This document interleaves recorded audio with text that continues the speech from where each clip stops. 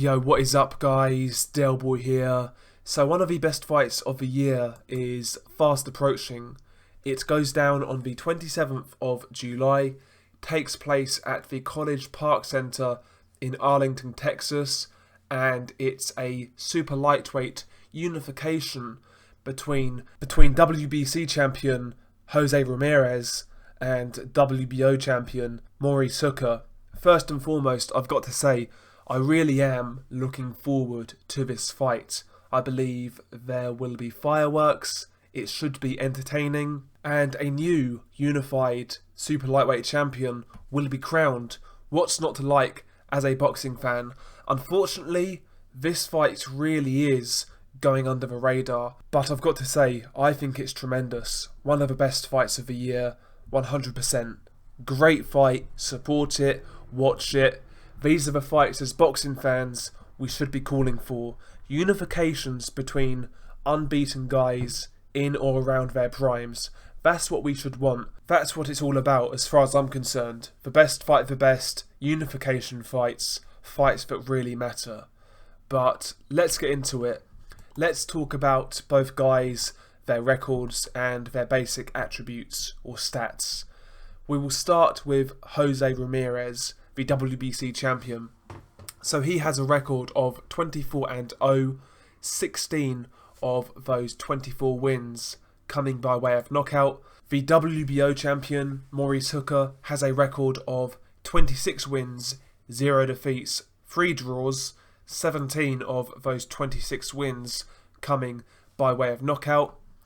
Jose Ramirez, he is listed as 5'10", with a 72.5-inch reach, whereas Maurice is listed as 5'11", with a substantial 80-inch reach. So Hooker is listed as an inch taller, and he's got a massive 7.5-inch reach advantage. So he is the taller, longer guy. Will that be a factor on fight night? We'll get into that a bit later. In regards to the punching power, although Jose Ramirez has a higher knockout ratio, I actually believe Maurice carries more power. I've seen Hooker hurt guys with one shot. You know, you go back to that Alex Saucedo fight, for example. He's done that on a few occasions, whereas Jose Ramirez is more accumulation based. He is high output, high octane, and his stoppages usually come by way of, you know, overwhelming you basically.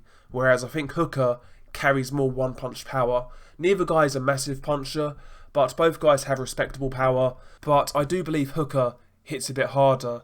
Stylistically, I think this fight is going to gel exceptionally well. Jose Ramirez is an aggressive fighter. He likes to come forwards with high output, switches from body to head. He's actually got respectable hand speed, good combinations. You know, he just tries to overwhelm you, like I mentioned earlier. Pure pressure, pure aggression, and, you know, he'll try and drag you into a dogfight. He wants you to fight his fight. We saw that with Amir Imam when he won the vacant WBC title. Imam was a big puncher, like a boxer puncher, but he domesticated the puncher with pure pressure. He got on Imam's chest and started working him, and he basically rendered his power ineffective because he was right on his chest. He was outworking him, he was beating him up, and he was driving him backwards. You know, that's Ramirez's style. Come forward, get on your chest, and bang. And in the super lightweight division, there's not many better guys at doing that than him. Even the Antonio Orozco fight, you know, Orozco was an unbeaten fighter going into that fight, and he's fairly solid. He tried to beat Ramirez at his own game, but he come unstuck. So Ramirez is good at what he does. He's good at that style, and I believe that style, you know, that he brings gives anybody problems at super lightweight. The only issue I have with Jose Ramirez is what happens when that style doesn't work. What happens if that style isn't quite as effective as he's used to it being? You know, we kind of saw that in the Jose Zepeda fight, where although Ramirez won, it was very close, and I felt Ramirez struggled with the craftiness of the southpaw Zepeda. He looked a bit, not lost at times, but he was a lot more uncomfortable than I'm used to seeing. due to Cepeda's more slick, crafty style. And yeah, I do wonder what happens if somebody renders Ramirez's plan A as ineffective. Does he have a plan B? Not so sure. Not so sure. Can Maurice Hooker take Ramirez's game away from him? I've got to be honest, I'm not so sure. I'm not so sure. Hooker is tall and long, like I mentioned earlier, and he does like to keep you at the end of his punches, but it's not like he's a master boxer. Sometimes, he does lose his shape. Sometimes he lets more aggressive fighters actually get on his chest and have success. He can't always keep them at bay for the full 12 rounds because, listen, Hooker, like I said, physically he's imposing, but I wouldn't call him a master boxer. He's no technician. He's just extremely tall, extremely long, with good power. He's quite physical. He's just a specimen, but he's not a master boxer. And we've seen people in the past get on his chest and have success up close. We saw that in the fight with Ramirez, in a fight where a lot of people felt he lost. Well, basically everybody who's seen that fight, apart from the judges, felt he lost. And also the fight with Alex Saucedo. Now, Hooker did win that fight by knockout, but Saucedo, especially early on, was giving Hooker problems up close. He was getting past that long reach and working on the inside, and he was having success. In fact, I believe he dropped Hooker in that fight. I could be wrong, but he certainly had a lot of success. So you can get past Hooker's long levers and get up close to him.